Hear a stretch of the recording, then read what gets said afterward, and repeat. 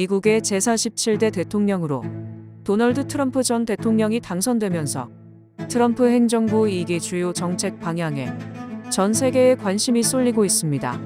대한민국과 관련된 정책을 중심으로 트럼프 2기에서 추진될 것으로 보이는 주요 공약들을 살펴봤습니다.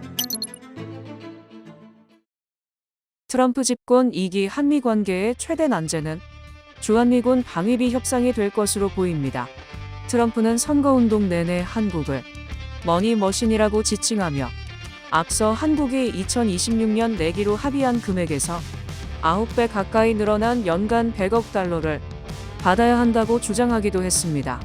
이미 한미가 2030년까지 적용되는 주한미군 방위비 분담 특별협정에 합의했지만 국회의 비준이 필요한 우리와 달리 미국에선 이론적으로 대통령의 결단으로 폐기가 가능해 트럼프가 재협상을 요구할 가능성이 있습니다.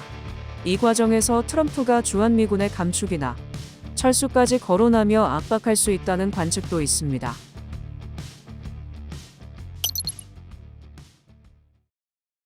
트럼프는 첫 재임 시절 김정은 북한 국무위원장과 3차례 만나 회담을 진행했습니다. 결국 합의에 이르진 못했지만 선거운동 과정에서 여러 차례 이에 대해 언급하며 김정은 위원장과 안정적 관계를 유지했다고 과시했습니다. 트럼프 집권 2기에 북미 대화가 재개될지 주목되는 가운데 만약 트럼프가 일방적으로 북한과 대화에 나설 경우 우리만 소외될 수도 있다는 우려도 나옵니다. 이런 가운데 윤 대통령은 7일 오전 트럼프와 당선 축하 통화를 가졌는데요. 대통령실은 북한군의 러시아 파병에 대한 우려를 공감하고 탄도미사일 도발, 오물풍선 낙하 등의 정보도 공유했다고 전했습니다. 트럼프는 집권 2기에도 관세를 앞세운 무역 전쟁을 예고했는데요. 모든 수입품에 10에서 20%의 보편 관세를 부과하고 중국산 제품엔 60%의 추가 관세를 적용하겠다고 공약했습니다. 실제로 관세가 부과되면 완성차를 비롯한 우리 수출 산업 전반이 영향권에 놓일 것으로 전망됩니다.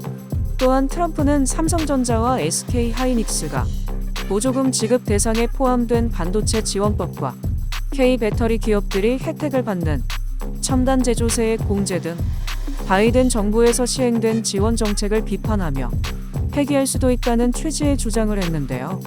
현실화할 경우 미국에 공장을 짓거나 운영하고 있는 우리 기업들이 타격을 입을 수 있습니다.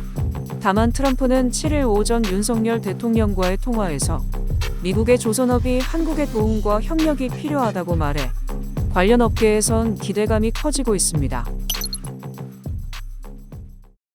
트럼프는 대선 유세 기간 우크라이나 전쟁과 가자지구 전쟁을 끝내겠다고 밝혔고 특히 우크라이나 전쟁은 24시간 내 종결시키겠다고 공언했는데요.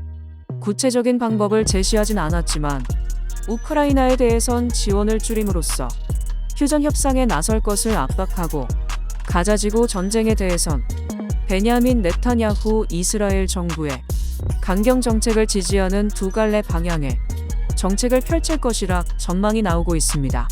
이 두 개 전쟁의 종전은 국제 정세에 큰 여파를 미칠 수 있는데요.